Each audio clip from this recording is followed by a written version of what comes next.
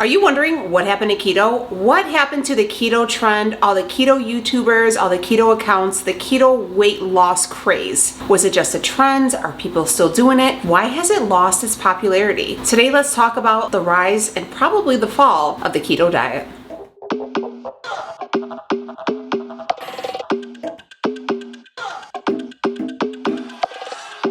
Hi friends, welcome. My name is Danielle. This is Daniela Diaries, and here we are inspiring to inspire you, me, everyone to be the very best version of ourselves. So if that's something that you are down with, okay, now everybody's version is going to differ, but that's okay because that's the name of the game, right? We're all different, we're all unique, but we all come together, we meet, and we built a very great, safe community on this very small corner of the internet. And if you are looking for like-minded individuals, this is the space for you. This is the place. Don't forget, subscribe, share the video, share the channel, leave a nice comment down below so YouTube could stop playing me and put this video out to the masses. Because guess what? We're on our way. This year we are manifesting it, we are claiming it, that 100K plaque, it's coming. This is the year. If you guys have been following me for a long time, you will know that I was a keto girl, honey. Keto was my identity. I'm not even gonna lie. I was so deep in ketosis that I was all about it. I praised it, I worshiped it. I mean, it was intense.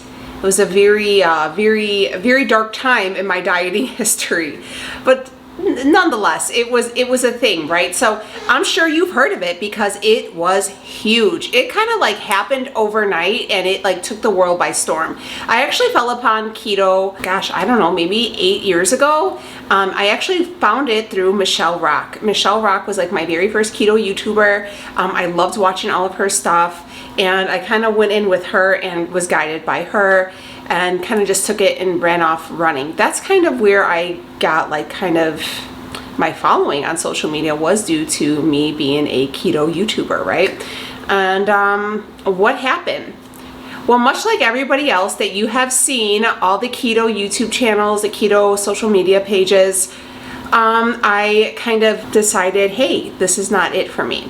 So before we get into like my story, which I'm sure you guys have heard, what is keto, right? Keto is a way of eating. It is the ketogenic diet. It is a high fat, super low carb diet. Super low carb. I'm meaning 20 total carbs or less. You want to put your body in a deep state of ketosis, right? So it turns into a fat burning machine. Who benefits from keto? Well, studies have shown that most people that benefit from keto, actually it was actually made popular for epileptics, right? Seizures, stuff like that. Then you started seeing it go through different cases. Some oncologists recommend it for people who are fighting different types of cancers. Now, not all cancers are treated with the ketogenic diet, but some have found, you know, that this would work better for X, Y, and Z. I'm not a dietitian, I'm not a doctor, but I'm just saying what I've read, what I've seen. And then you kind of seen it take to the masses, and it kind of became like a lose 30 pounds in 30 days. I ate nothing but peanut butter, bacon, and cheese, and I lost 100 pounds in 6 months. I completely reversed my type 2 diabetes. It started becoming this like cure all, you know, it's going to cure your rheumatoid arthritis. It's going to cure your gout. It's going to help, you know, all of these inflammation causing virus or diseases and stuff like that. So people were like, hell yes, you know, if I could eat my way healthy and still, you know, not track my calories, not track my macros, and eat all of my favorite foods such as dairies and bacon and peanut butter, and you can make fat bombs. And there was a way to make it super gluttonous, and people were like, hell yeah, sign me up. You mean that I don't have to track and I can eat into my heart's content? Yes, ma'am.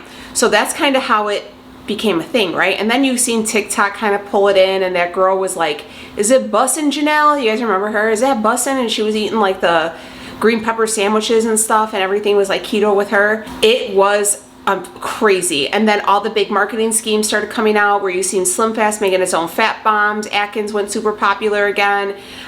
It was just a whole commercialized thing.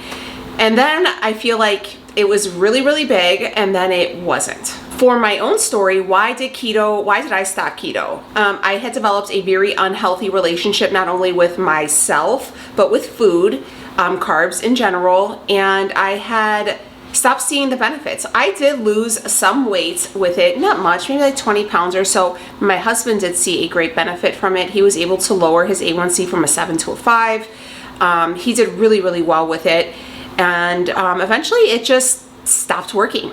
I don't know why keto works and then it doesn't anymore. I don't know the science behind it. I'm not a doctor.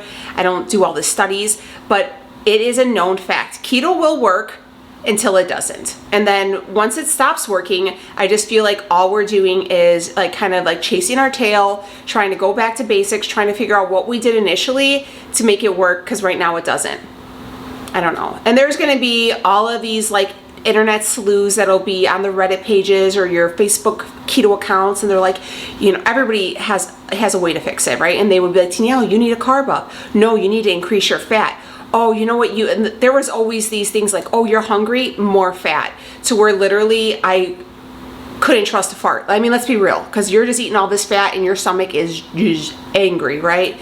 So it just became too much of a mental, physical, emotional burden for me that I had to step away. I had to focus on my relationship with food, focus on my relationship with my body, with my self-image, and learn how to eat again. It caused a lot really bad relationships with me with food. So it took me a lot of therapy to be able to eat things again, because they would scare you, right? And I remember thinking this, like I remember being so afraid of a carb because carbs lead to sugar, sugar breaks down, and it's gonna feed like all of these like free radicals, and it's going to cause the big C, or you're going to get diabetes, or you're going to be super inflamed, you're going to feel terrible. I felt like I was going to eat like some rice and I was going to be 300 pounds again. I was terrified. And I feel like it becomes that way. It becomes to where keto became the biggest bully in my life, and it was not even real. You know, so I feel like, why has keto lost its popularity? Because people got tired of the bullshit. They got tired of, you know, eating. I mean, as good as bacon and everything is, I'm sorry, you can't just eat. First off, you can't eat all that because it's expensive, and it's so restrictive. And there's going to be somebody that comes on here, and before you start, like keto will, some people are still diehard ketoers, okay, and they will fight you tooth and nail. They will come for you. It's like you're talking about their children. Don't defend keto that hard, because at the end of the day, I promise you, none of these people who develop keto, who are practicing keto, all these other bigger people, they don't care. They don't care if you're defending them or not, because you're still going to buy their stuff. If you want to go on and preach, baby, you preach, but I'm not the one. It's not the day. So I feel like people have found that not only is it not that beneficial for weight loss, I'm not talking about health rise, okay? If you are on it per doctor's order, that is completely different. I mean just for weight loss purposes, okay? I feel that people found that it just wasn't worth it, that it wasn't working. They were wasting a ton of money on products. They were just either getting bigger or not losing any weight, and they just felt like absolute shit. And they were like, what am I doing? So what can I do? I think they took a step back and said, hey, I can eat a more balanced, realistic, healthier diet. I can see, you know, maybe my gallbladder is going to take a little bit of a less of a hit. Some people who don't have gallbladders can't even do keto because, you know, the fat. And they just decided, you know what, let's try to do things that are good for the long haul. And I feel like that is the greatest thing that's come out of like the keto phase, the Atkins phase, all of these like crazy restrictive diets, is now it's becoming almost taboo. It's almost like shame on you. You're on keto? Really? Oh, shame. Oh, you're on Atkins? Oh, really? Shame. I feel like that super restrictive or alienating food groups is so taboo now. It's almost as like people, like I said, people are like, no, it's not good. I mean, not in a pose to where it's like I said, some people need to be lower carb. That's just the way it is. Some people need to be lower carb for, you know, health reasons. I follow a carb cycling, so I do lower and higher carbs depending on my training needs. Not everybody does what I do. This is what I do.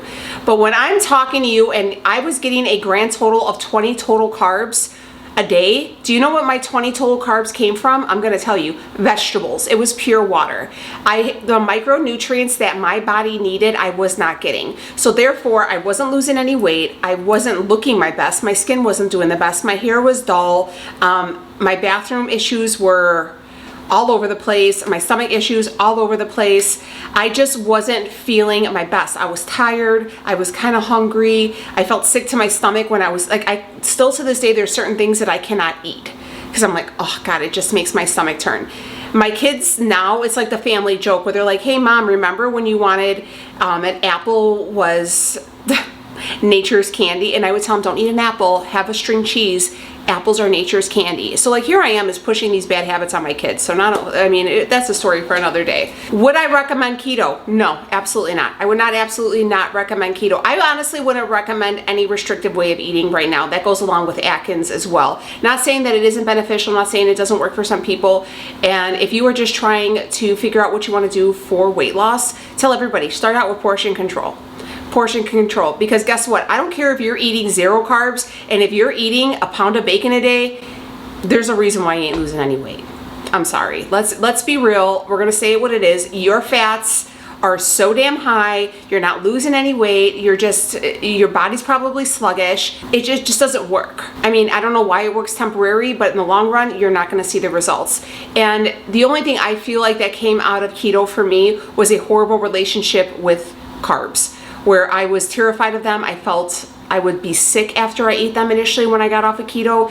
It was a big mental battle where I was like, oh my God, I'm gonna gain some weight back. Did I gain weight when I quit keto? No. I mean, you guys see me now. I mean, I'm 165 pounds on training days. I'm eating almost 400 grams of carbs.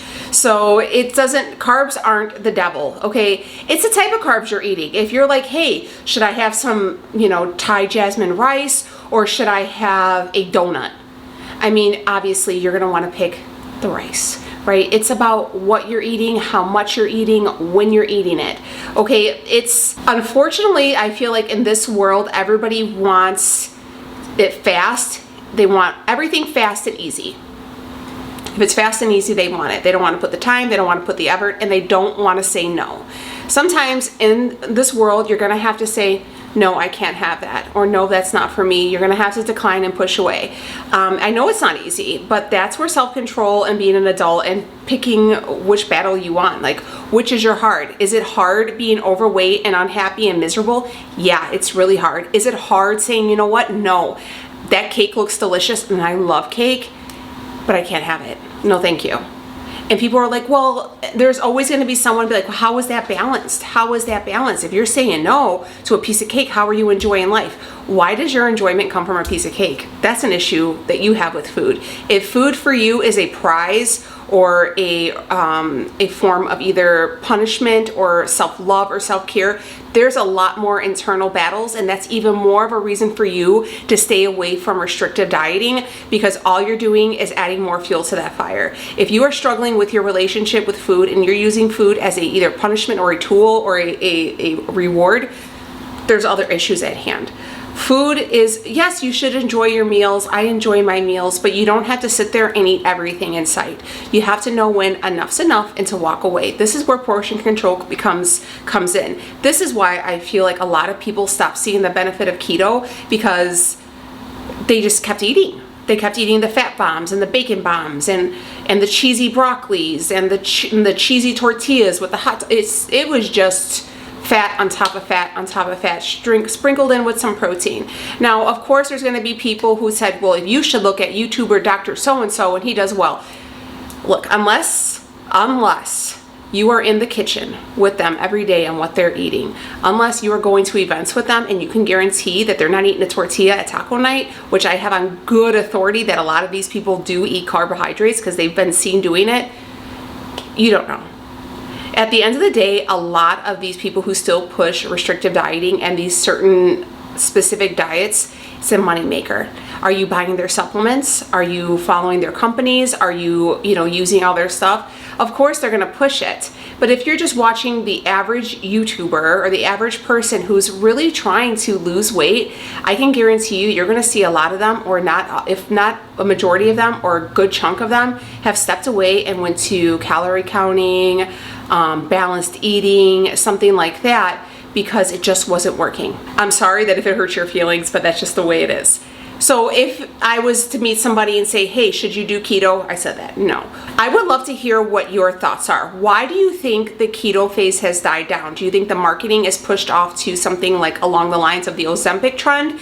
Now I know that Ozempic, Mounjaro, all that stuff is super trendy right now, and that's kind of where people pulled away from like the keto Atkins craze, and now they're on the like kind of the Ozempic train, which is fine. That's what you want to do. If you could afford it and you can get your hands on it, I mean, more power to you, because I know insurances aren't paying for it and they are super hard to find.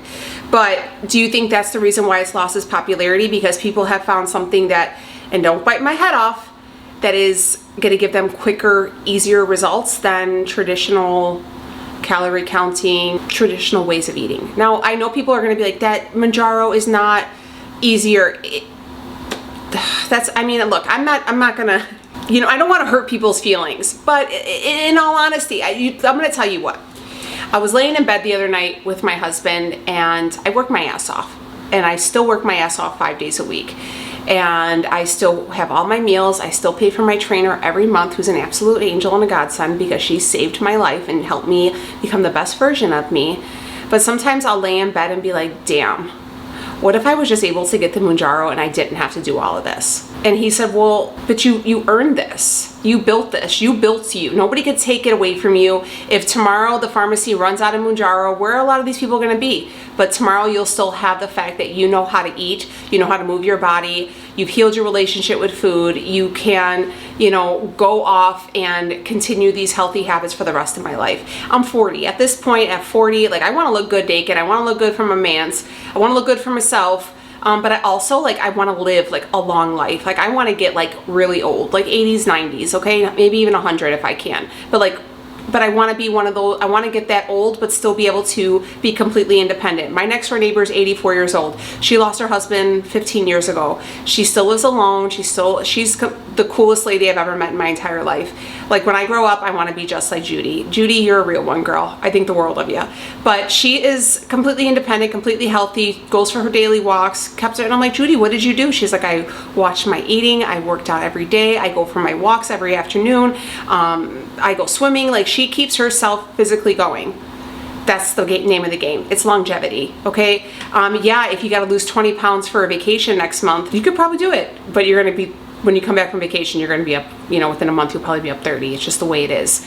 Start healthy habits. Start checking off the boxes. Pour into your own cup. Not only with what you're eating and moving your body, do some journaling, meditate, self-discovery, self-love. Who are you? Who are you? Figure out who you are. Do you like you? If you don't like you and you don't enjoy your own company, fix it. Being skinny isn't going to be the cure-all. It is what it is. I learned that the hard way. I always thought 160 pounds, my problems would be out of the reach. I got down to 160 pounds, my face was too damn skinny, and I was like, I'm still me. I'm just really skinny right now. I'm gonna add some more weight back on. So this number that you have in your head, it's never, once you hit it, it's not gonna bring you the happiness, and you're probably gonna be surprised that, wow, I kind of over pushed the number. It's crazy, I know. Let me know, what do you think? What happened to keto? Where have all the ketoers gone? Let me know. Sign off on the bottom. Bye. I know anxiety creeps up on me. Is this how it's supposed to feel? Tell me when it's over. I got someplace that I gotta be. It won't leave. My friends say, get out of your comfort zone. It's a blessing in disguise.